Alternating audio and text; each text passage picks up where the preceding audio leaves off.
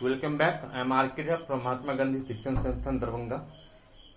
आज हम इस वीडियो में चैप्टर ट्रायंगल्स एनसीईआरटी का एक्सरसाइज 7.3 को शुरू कर रहे हैं। इस वीडियो में आज हम दो क्वेश्चन बताते हैं, क्वेश्चन 1 और क्वेश्चन 2। क्योंकि आपके मन में आएगा कि दो क्वेश्चन बता रहे हैं सिर्फ, क्योंकि क्वेश्चन बड़ा होता है। रेफरेंस बुक जब आप पढ़ते हो तो इसमें जैसे 1, 2, 3, 4 क्वेश्चन एक्चुअली दिया है, इसी को रेफरेंस बुक में 4 क्वेश्चन कर दिया है, लेकिन इसी में 4 क्वेश्चन को समेट के एक क्वेश्चन बन गया। तो यहाँ 2 क्वेश्चन का मतलब 7-8 क्वेश्चन हो जाता है। ठीक है, तो चलिए अब सबसे पहले ये फिगर में अगर आप देखोगे तो इसमें दिया हुआ है कि ABC और DBC दो आइसोसेलेस ट्रायंगल है जिसका सेम बेस BC है। तो जनरली स्टूडेंट को प्रॉब्लम क्या होता है कि अगर किसी क्वेश्चन में आइसोसेलेस ट्रायंगल दिया तो वो उसको मालूम है कि दो साइड इक्वल होगा, बट वो ये नहीं कंफर्म कर पाता कि कौन दो साइड इक्वल होगा। तो आप थोड़ा सा प्रॉपर्टीज को याद रखोगे कि आइसोसेलेस ट्रायंगल का बेस का मतलब हुआ अनइक्वल साइड। तो जब ऑलरेडी BC बेस है तो BC अनइक्वल साइड है, तो ABC का भी अगर बेस BC है तो BC अनइक्वल है, इसका मतलब AB बराबर AC है, ये गिवन में आएगा। क्लियर? BDC का भी बेस अगर BC है, इसका मतलब BD और DC बराबर है, इसीलिए गिवन में है कि ABC और BDC दो आइसोसेलेस ट्रायंगल है जिसका सेम बेस BC है। तो इसका मतलब गिवन में हम क्या लेंगे कि AB बराबर AC है, BD बराबर DC है। क्लियर?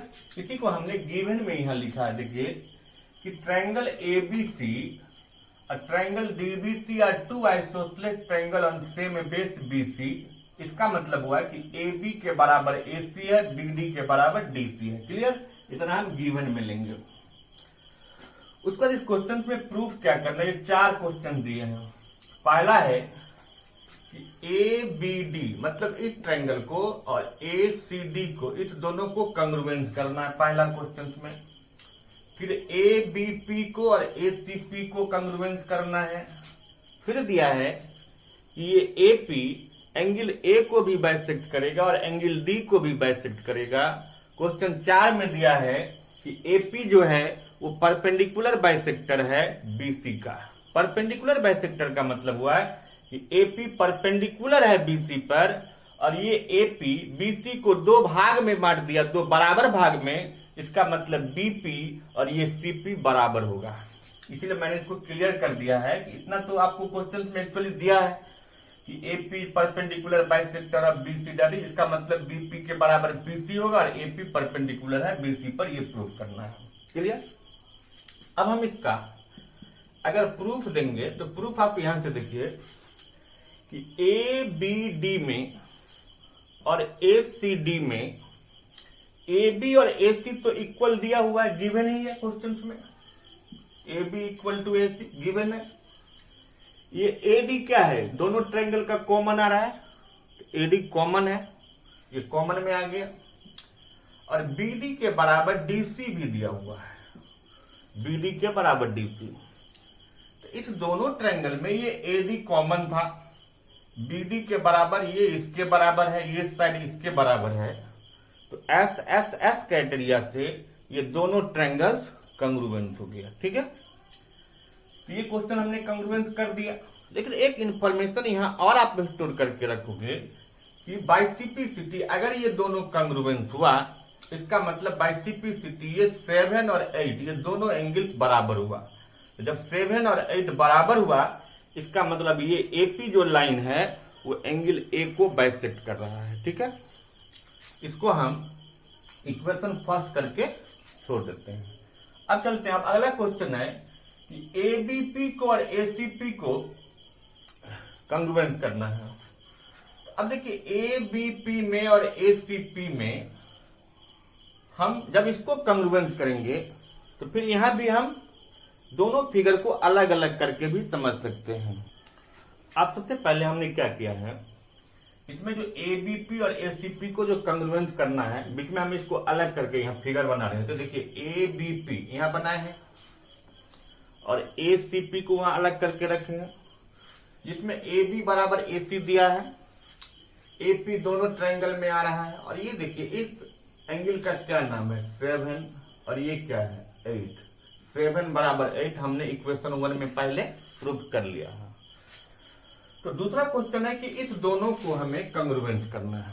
अगर हम इस दोनों को कंग्रुएंस करते हैं तो आप देखिए ए बी के बराबर ए सी है, ए पी कॉमन है, 7 के बराबर 8 है, तो कौन सा क्राइटेरिया बनेगा, एस ए एस से दोनों ट्रायंगल कंग्रुएंस हो गया। ठीक है, तो हम फिर यहां लिखे हैं कि ए बी पी में और ए सी पी में ए बी बराबर ए सी गिवन है, 7 के बराबर 8 होगा, जस्ट प्रूव किए हैं इक्वेशन 1 में।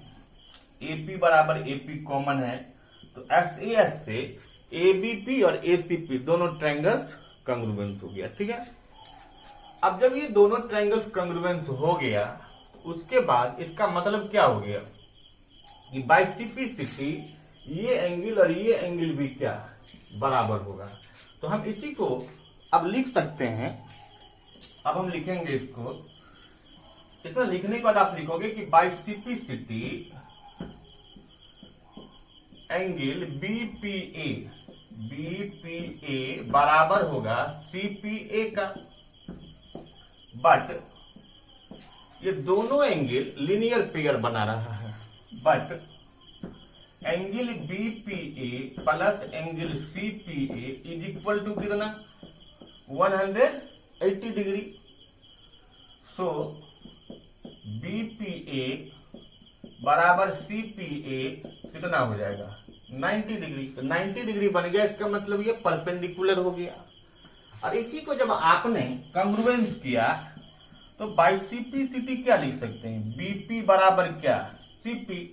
तो जब बीपी बराबर सीपी हो गया तो ये बाइसेक्ट भी हो गया और ये क्या परपेंडिकुलर भी बन गया। इसीलिए हम इसको प्रूव कर दिए कि ये एपी जो है ना परपेंडिकुलर बाइसेक्टर भी है बीसी पर, इसका मतलब बीपी के बराबर पीसी है और एपी परपेंडिकुलर बाइसेक्टर होगा। अब एक क्वेश्चन बचा, इसमें कह रहा था कि ए को तो हमने 7 और 8 के बराबर कर दिया।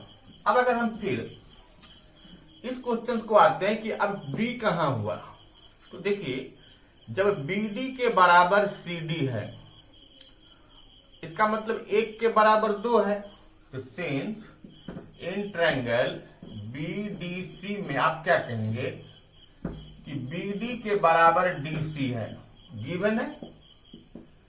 सो 1 के बराबर क्या होगा, 2, और बीपी के बराबर सीपी होगा। अभी हमने जस्ट प्रूव किया। तो बाई एस ए एस फिर जो है ट्रायंगल बीपीडी कंग्रुएंस हो गया ट्रायंगल सीपीडी का, हो गया ट्रायंगल सीपीडी का। तो बाई सीपी एंगल 5 और एंगल 6 क्या हो गया, बराबर हो गया। तो 5 के बराबर 6 भी हो गया और 7 के बराबर 8 भी हो गया।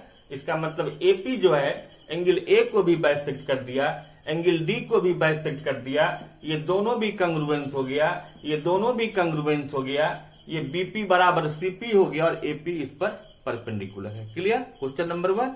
अब चलते हैं क्वेश्चन नंबर 2 में। अब ये क्वेश्चन नंबर 2 है, पहले फिगर में समझिए आप।